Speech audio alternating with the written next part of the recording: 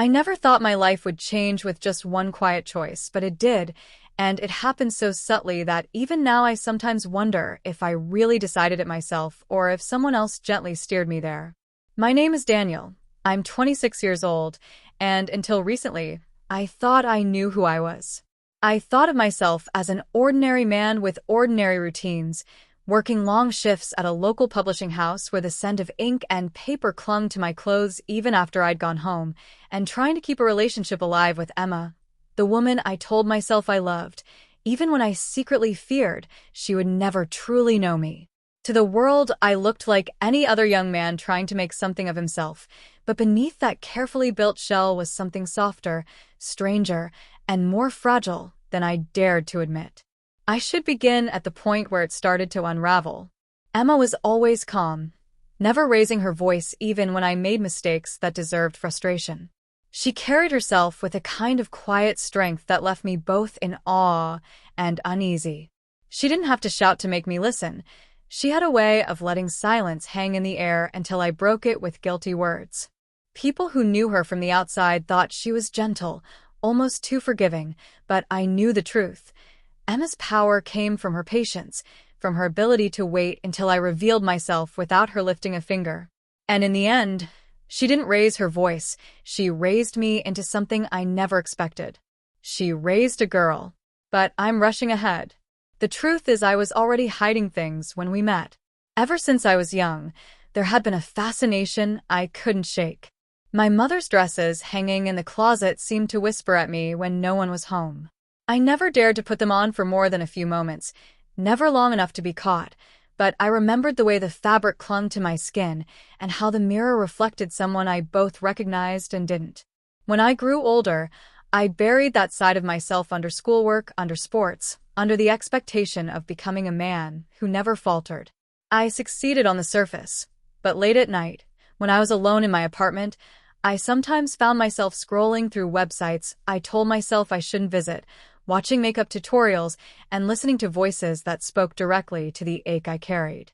Emma entered my life at 24, a year when I thought I was finally past childish curiosities. She was sharp, intelligent, and composed. She worked as a therapist in training, which should have been a red flag for someone like me, but I was drawn to her ability to read people, to listen without interrupting. Our relationship was slow to build, but steady. She asked questions I wasn't ready to answer, and when I dodged them, she only smiled faintly, as though she understood more than I admitted. I remember thinking I could keep my secrets forever because she loved me for who she thought I was. Our apartment was small but cozy, a third-floor walk-up with peeling paint on the stairwell and a leaky faucet in the kitchen. At night we would sit by the single window that overlooked the street and drink tea, her hand resting on mine, and I would tell myself this was enough. But the closet in our bedroom held more than just my shirts and her dresses. It held temptation. It held fear. And it held the future I pretended wasn't waiting for me. The first time Emma nearly discovered me was a moment burned into my memory. She had left for work earlier than usual, and I told myself I had time. I opened the closet, my hands trembling, and pulled out one of her blouses, soft and pale pink with pearl buttons. I slipped it on and felt the fabric settle across my chest, lighter than anything I normally wore. Then came the skirt, a navy blue one that brushed against my knees. I stared in the mirror, heart racing, and for a moment I forgot who I was supposed to be.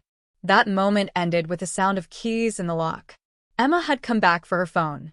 I tore the clothes off and stuffed them under the bed, barely dressed in time when she entered, smiling as though nothing was out of place. She didn't notice the wrinkle in her blouse, or if she did, she didn't say a word.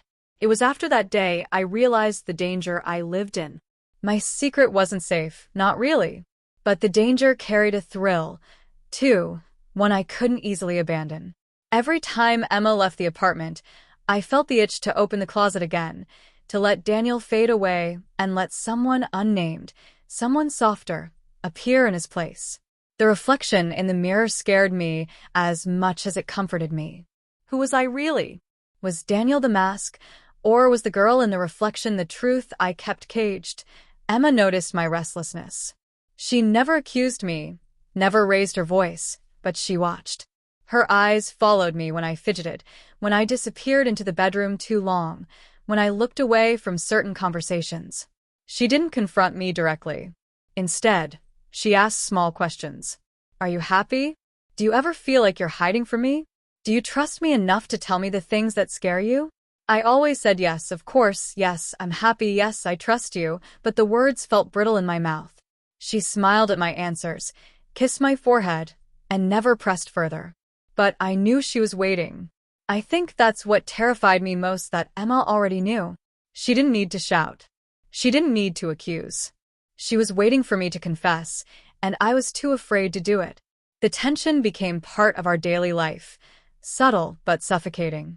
I loved her, or at least I wanted to believe I did, but I also feared her silence more than I would have feared anger. Anger I could defend myself against. Silence meant I had nowhere to hide. My days at work felt like a reprieve.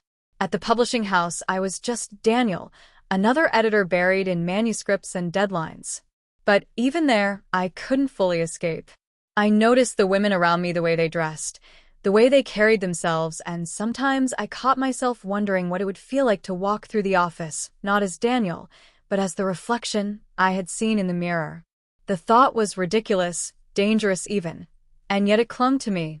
I would return home with my mind buzzing, half dreading, half hoping Emma would ask me something I couldn't lie about. She didn't. She let the silence stretch, and I filled it with secrets.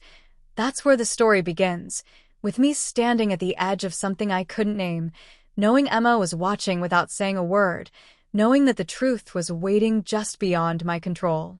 I didn't know then how far it would go, how deeply it would change me, or that Emma's patience was not passive at all. She wasn't waiting because she didn't care. She was waiting because she already had a plan, a quiet, unshakable plan that would transform me piece by piece until Daniel was no longer the person she saw. She didn't raise her voice, she raised a girl. And it all started the night I couldn't stop myself from opening the closet again, even though I knew Emma was only a few rooms away. That night when I opened the closet again, my hands were not steady. I could hear Emma in the living room, her voice low as she spoke on the phone with her sister, and yet I could not resist the pull. It was as if something inside me had decided without asking permission, as if my body had moved before my mind had caught up. The blouse I chose this time was cream-colored with lace along the sleeves, delicate and too fragile for the person I pretended to be. I buttoned it slowly, every click of plastic sliding into place, making my heart pound harder, the sound of my pulse louder than Emma's muffled laughter from the other room. I slipped into her skirt again, this time a darker shade that clung more closely to my thighs. I stood before the mirror, half breathless, and I whispered to myself words I wasn't ready to believe. This looks right. Not good, not beautiful, not even convincing, just right, as though a puzzle piece had clicked into place. My reflection stared back, uncertain but undeniable. Daniel's jawline remained.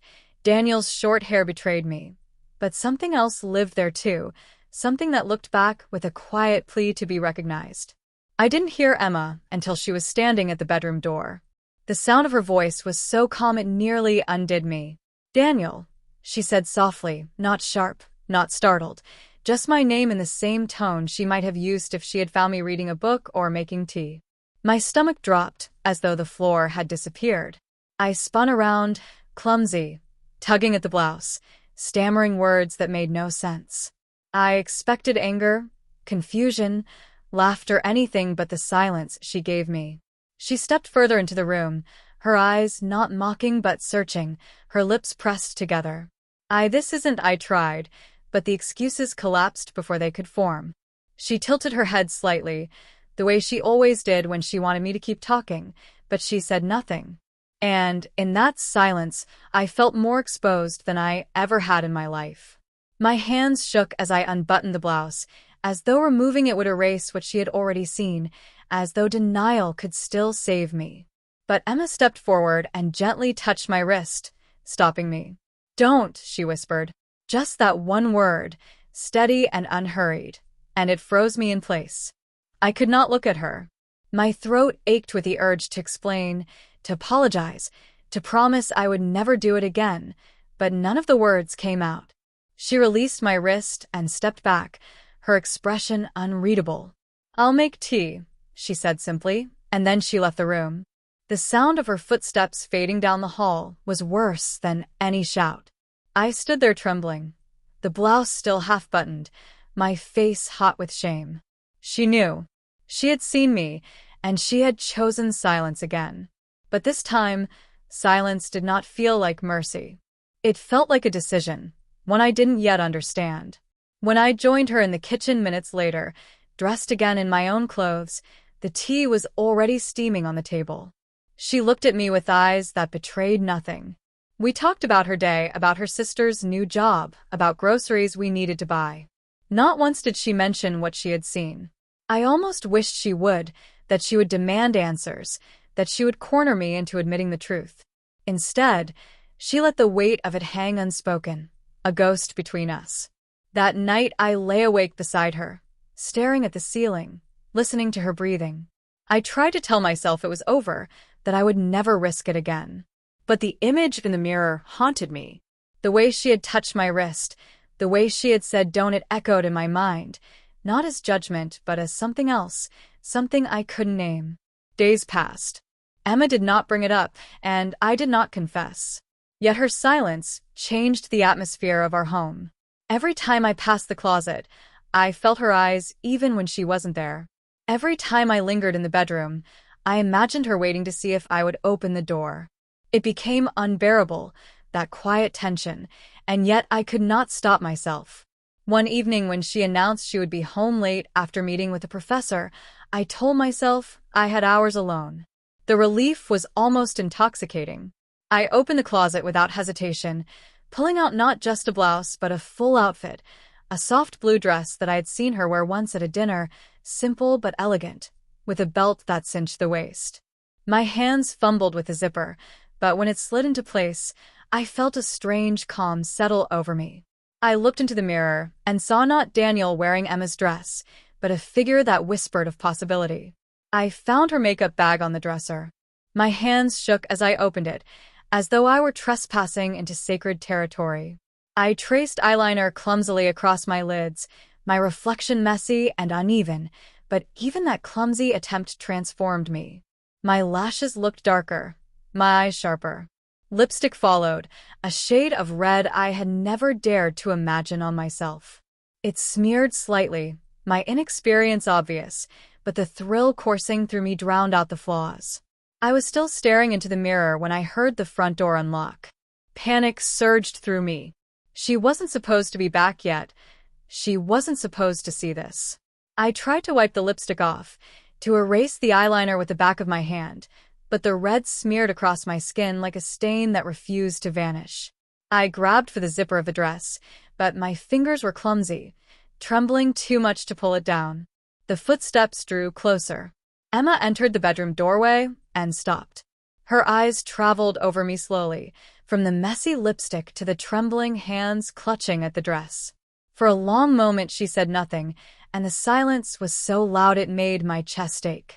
I expected her to finally break, to raise her voice, to demand explanations. But she didn't. Instead, she walked calmly into the room, set her bag down on the chair, and looked me in the eye. "Sit," she said softly, pointing to the edge of the bed. I obeyed without thinking, my whole body shaking. She picked up the makeup wipes from her dresser, and for a moment, I thought she would hand them to me, let me erase the evidence.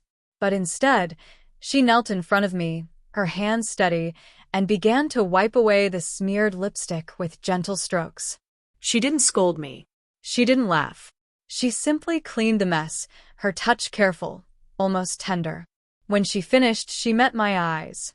"If you're going to do this," she said quietly, "you should do it properly." My breath caught. I didn't know how to respond, didn't know if she was mocking me or testing me. But her expression was serious, calm as always. She stood, retrieved her makeup kit again, and sat across from me. "Hold still," she instructed. And then Emma began to apply makeup to my face with practiced hands, her movements deliberate and precise. The silence remained, but it had changed. It was no longer the silence of accusation. It was the silence of transformation. I never thought the walls of my room would feel like they were closing in, but by the time those weeks rolled into months, the reflection staring back at me was no longer someone I could easily deny. What began as careful instructions and subtle adjustments from her had turned into something that consumed every corner of my life. It wasn't just makeup lessons anymore, or walking lessons, or posture corrections. It was the way I spoke, the way I moved when I wasn't even trying, the way strangers addressed me on the street without hesitation.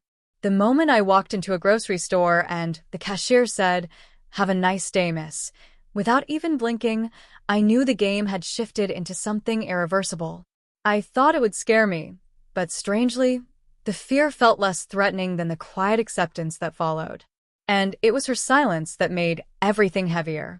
She didn't celebrate the small changes, didn't clap when I managed to look the part more convincingly than yesterday, didn't push me with harsh words. She simply watched, quietly, patiently, as though she knew I was the one pushing myself now, and not her. That silence was more powerful than anything she could have shouted, because it left me with no one to argue against but myself. Still, the house carried an undercurrent of tension, like a storm cloud waiting to break, and I couldn't shake the feeling that something bigger was being kept from me. One night, as I was brushing through my longer hair, it had grown past my collar now, with her careful guidance in trimming and shaping to make it fall softer around my face, I heard her on the phone in the kitchen. She kept her voice low, but her words drifted through the thin walls. "Yes, that's working. No, I don't need to raise my voice. She's doing it herself. Every day, she's closer." I froze. The brush caught halfway through a strand of hair, my chest tightening at the way she said she instead of he. The pronoun hit me harder than any lecture could. My throat tightened, my stomach flipped, and yet instead of rushing out there to demand answers, I just sat on the edge of my bed, staring at my hands, painted nails trembling under the dim light. The truth was, part of me already knew the answer, and part of me didn't want to fight it. Days later, she gave me a box. No explanation, no instruction, just set it in my lap and walked away. Inside was a dress unlike any I'd worn before, more formal, more striking, as though meant for something beyond the safety of the house. Alongside it were delicate heels and a necklace that shimmered faintly under the light. My chest rose and fell unevenly as I realized this wasn't another lesson, it was a test, one I wasn't sure I wanted to pass. That night, she told me we were going out. No excuses. No refusal. She had already made the reservation. My heart slammed in my chest, but I didn't argue. When I slipped into that dress and fastened the necklace around my neck, I barely recognized myself. The girl staring back in the mirror wasn't a stranger anymore, she was someone who had been quietly waiting beneath the surface. At dinner, everything moved in a blur. People addressed me naturally. The waiter never second-guessed, and her proud but quiet smile lingered across the table like a weight I couldn't shake. Halfway through the night, a group of her friends joined us, and without hesitation she introduced me not as who I once was, but as someone entirely new. My face burned, my hands trembled, but no one laughed, no one questioned. They accepted me without hesitation, and that acceptance felt like both a comfort and a trap. By the end of the evening, I wasn't sure if I had passed her test or fallen completely into her plan. Because when we returned home, and I collapsed onto my bed, her words lingered in the doorway, soft but unshakable. See? You don't need me to raise my voice. You've already raised yourself into who you were meant to be. My chest tightened as tears welled in my eyes, not entirely from fear, not entirely from joy, but from the terrifying realization that she might be right. The climax of everything she had been building was no longer her design alone, it was me stepping into it willingly, even if I didn't want to admit it aloud. The suspense was no longer about what she would do next, but about how far I would let myself go. I never thought endings could feel like beginnings, but as I walked down the street in heels that clicked with a rhythm my heart had learned to follow, I felt like I was being pulled between two versions of myself. The boy who had once hidden his reflection, and the girl who now carried her reflection proudly both existed in me, and for the first time, I realized they weren't enemies, they were fragments of the same soul. The air was warm that day, though I couldn't tell if it was the weather or the way strangers' eyes softened when they looked at me. Not with judgment anymore, but with something that scared me more: recognition. It was as though they saw me before I even understood myself. My mother walked beside me, not close enough to suffocate me, but near enough that her presence stitched the cracks of my fear. She didn't raise her voice. She didn't force me into this world with harsh words or iron hands.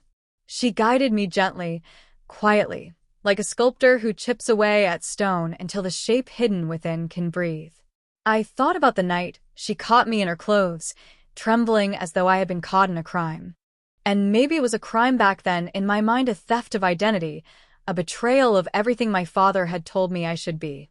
But when she spoke that night, her words didn't strike me like a punishment. They wrapped around me like fabric, delicate but undeniable. I had been remade by whispers, not shouts. Yet the whisper had grown into an echo that followed me everywhere. At school, where my friends now avoided my eyes. At home, where my father's silence thickened the air. On the street, where strangers hesitated before deciding whether to smile or scowl. I thought I could handle it, but life has a way of testing masks until they crack. And mine cracked on a night I'll never forget. It was supposed to be simple: an evening out, my first chance to go to a cafe dressed the way I wanted without pretending it was a costume or a dare. I wore a soft blouse, one that floated around me like it had chosen me rather than the other way around. My mother smiled as we left, her silence louder than any speech. But the moment I walked through those cafe doors, whispers started again. Not hers this time, but theirs. A group of boys from my school, sitting at the corner table, their laughter slicing through the calm hum of coffee cups and clinking spoons. They didn't just see me. They recognized me. "Isn't that?" one of them started, his grin curving into cruelty. My stomach nodded. I wanted to run, but I remembered my mother's face when she said, "You don't have to raise your voice to be heard." So I sat down, ordered tea, and tried to keep my hands steady as they rattled my cup. I thought maybe it would end there, but life rarely hands you mercy when you beg for it. They walked over, one of them leaning down close enough that I could feel his breath. "You playing dress up? Or did mommy forget she had a daughter?" The cafe went quiet. All eyes pressed on me, waiting for the collapse, the tears, the exit. My throat burned. I heard my father's voice in my head: be a man. Don't make a scene. But then I remembered hers. You're more than what they call you. You are what you decide to answer to. So I stood, legs shaking but heels planted. I didn't raise my voice either. I looked him in the eyes and I whispered back, "Then I guess you've never met me." For a moment, silence stretched so long, I thought it would strangle me. Then laughter burst out again, sharp, forced, trying to cover the fact that my whisper had unsettled him. They left, muttering, but the cafe never felt the same. I had survived, but survival is not peace. That night, at home, my father finally broke his silence. He had seen me. He had heard. And his voice, when it finally came, was louder than I had ever known. He shouted not because he wanted me to change, but because he couldn't understand why I already had. His words were fire, but I didn't burn. My mother stood between us, her calm unshaken. She didn't raise her voice, she raised a girl, she said, and the sentence cracked something in him. Or maybe in me. Because for the first time, I heard the truth in it. I wasn't pretending anymore. I wasn't caught in a costume. I wasn't waiting to be discovered. I had already been made. Yet the cliff I stood on grew sharper every day. My friends had left. My father was slipping away. Only my mother remained, holding me steady in silence. But silence, too, has its limits. One morning, she handed me a box. Inside was a dress not hers, not borrowed, but mine. Soft blue, with threads that shimmered when the light touched them. "It's time," she whispered. My chest tightened. Time for what? To be seen? To be tested again? To stand on a stage I never asked for? I didn't know. All I knew was that I put it on, and when I looked in the mirror, I didn't flinch. But I also knew the world wasn't done with me. Because outside, as I opened the door, I saw them, the same boys from the cafe. Waiting. Watching. Their grin sharper now. Their eyes hungrier. The street fell quiet, the world holding its breath. And I understood that my story wasn't ending here. It was only standing on the edge of something I might not survive. Not because of who I was, but because of who they refused to let me be. My mother's hand touched my shoulder, grounding me. She whispered again, steady as ever. Don't raise your voice. Raise yourself. I stepped forward, my reflection no longer hiding in glass, but in every eye that dared to meet mine. The air thickened, the moment stretched, and I knew something was about to break. Whether it was me or the world, I couldn't tell. And that's where it ends. With me standing there, heart pounding, dress shimmering, the threat of tomorrow pressing against my skin. Because the whisper that raised me had carried me this far. But whispers can't shield you forever. The question was no longer who I was. The question was who would let me be.